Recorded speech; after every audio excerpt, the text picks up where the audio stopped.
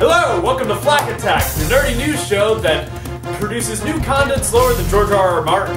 I'm Andrew Flack, and here are this week's top stories that I care about. First up, Spidey's coming home! We did it! Mission accomplished! USA! USA! USA! That would work better if I had a studio audience. Which you don't! Sony and Marvel have officially reconciled their differences and worked out a deal to bring Spider-Man to the MCU, which, I will remind you, we predicted here first. Recent rumors suggest that Sony might be approaching Marvel with a deal to add Spidey to the MCU, which honestly is a pretty good way to bring Spider-Man to the current generation. Because what says millennial more than moving back in with your parents after realizing you contribute nothing to society? That was only a few episodes ago, but it feels like 3 months. Oh. Anyways, overall this deal makes a lot of sense. Sony gets to keep making money off of Spider-Man, and Marvel gets to watch over their shoulders and make sure that Robert Orci and his magic blood and 9/11 conspiracy theories stay far, far away. Plus, this gives them a chance to kill off Uncle Ben again, because who doesn't like killing old men? Oh God. Of course, in order to make room for the Spidey movie in 2017, Marvel did have to push back a couple of other movies, including Black Panther and Captain Marvel. Because who needs movies about brand new black or female superheroes when we can have one about a white guy from Queens? We're making progress here, people. Progress, come on. I mean, and besides, it's not like Spider-Man ever had a good movie before. It's his turn. It's about time. It's what the people demand. But hey, luckily for Black Panther, he was already going to debut in Captain America Civil War next year. Although, that was when they weren't able to use Spider-Man in the pivotal role he had in that storyline in the comics, and now they can use Spider-Man, and he's supposed to appear in a Marvel film before his solo film. Oh boy. So I guess Marvel spoke too soon when they told Chadwick Boseman to get on up. That was the name of the movie where he played James Brown. Yeah. You know, he also played Jackie Robinson, so something about being pulled up to the majors, am I right? Oh, it's Black History Month. Now, I don't mean to sound like I'm coming down completely on this whole Spider-Man deal. I mean, the Amazing Spider-Man movies are abominations that raped my childhood, so it's nice to know that they're going to quickly become cinematic footnotes. You know, right next to the Roger Corman Fantastic Four movie. And the Tim Story Fantastic Four movies. And the upcoming Fantastic Four movie. If Spidey was being integrated into the Marvel Cinematic Universe back in 2008 after plans for Spider-Man 4 fell through, I'd have been on board. But Amazing Spider-Man 2 was so recent, I still see Jamie Foxx's glowing blue face in my nightmares.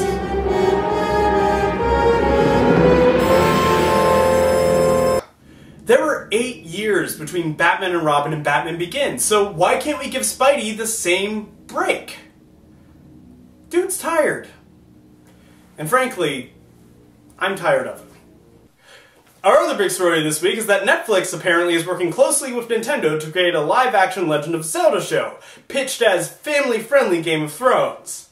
Now, setting aside the fact that Fire Emblem is a series that exists, and also setting aside the fact that Zelda is much closer to family-friendly, you know, every other fantasy thing ever, I think this is mostly a pretty good idea, and I can totally see how a Legend of Zelda TV show could work. Unfortunately, I also can see how it could go horribly wrong, so here are five ways to make that not happen. Number 1, get a solid showrunner. TV shows are, more than any other medium, very writer-driven. If you have good writers, you have a good show, and if not, well, then you have Gotham. Gotham must be destroyed. So I don't want the Zelda series to be announced with no-name John Bumpkin attached to write it. Marvel understood this when they hired Drew Goddard, a Buffy the Vampire Slayer alumni and co-writer of Cabin in the Woods, to write Daredevil, before he left to do Sony's Sinister Six movie. Which isn't going to happen, so... could they possibly steal him for Zelda? Please?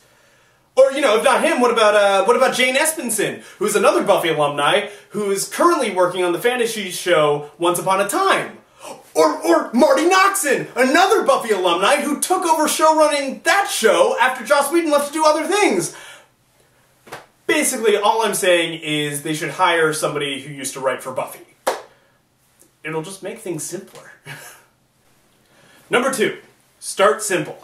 There have been 17 Zelda games, not including spin-offs, remakes, or CDI games, and contrary to popular belief, they are not all variations on Ganon steals the Triforce and or kidnaps Zelda so Link goes to rescue her. Certainly that's the most prevalent recurring theme, but then there's time travel, dimension hopping, and boats, and trains, and Groundhog Day loops, and lucid dreams, and a magical cloning sword, and rock people, and fish people, and plant people, and bird people, and little people, and... Hey! Peter Dinklage could be hired to play the King of the Minish. There's your Game of Thrones connection. Midget jokes. Of course, you can't introduce all that stuff at once, it'll confuse people and turn them off. Instead, what you want to do is dole out information piece by piece, starting off in Season 1 with your standard, basic Save Zelda plotline, and then maybe teasing time travel or something else in the season finale to add intrigue and keep the viewers wanting more. Number 3, don't be beholden to the source material. I do not want Season 1 to be a straight-up adaptation of Ocarina of Time, Link to the Past, or any of the other games. I want it to take elements from all of them in service of an all-new original story. After all, video games are video games and TV is TV. If every single episode involved Link going to another elemental dungeon to get the MacGuffin of the week, it would be repetitive and boring. And besides, we already have a boring, repetitive genre show on TV, and it's called The Walking Dead. Number 4, don't ignore the source material entirely. Now, I do want original stories, but that doesn't mean you should throw out everything without thought. There are plenty of things that the games got right that would translate perfectly to the screen, and they should be considered. For example, Groose, Midna, Linebeck, and several characters from Majora's Mask are all well fleshed out, likable, and compelling characters. What about a continuing Andrew Caffey subplot? Or how about the Gorman brothers, or the Romani sisters? Hey, Nintendo seems to think that Tingle is interesting enough to have its own game, so... I don't know, maybe you can teach the kids about alternative lifestyles? Boom! Boom, boom, boom!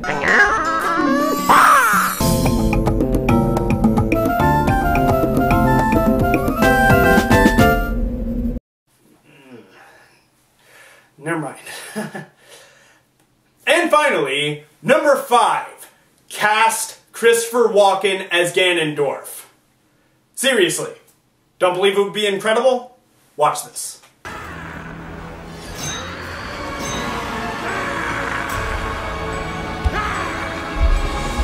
Need I say more?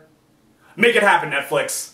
Otherwise, I don't even see the point of doing this whole thing. I mean, he even has experience fighting green elf people. Christopher Walken as Captain Hook. Just little old me. Yep. It's perfect. And that's it for this week's Flack Attack. Like our adjusted format? Want to see us do these more frequently? Like this video, comment, and subscribe. Until next time, I'm Andrew Flack, and I have no idea how to end this video.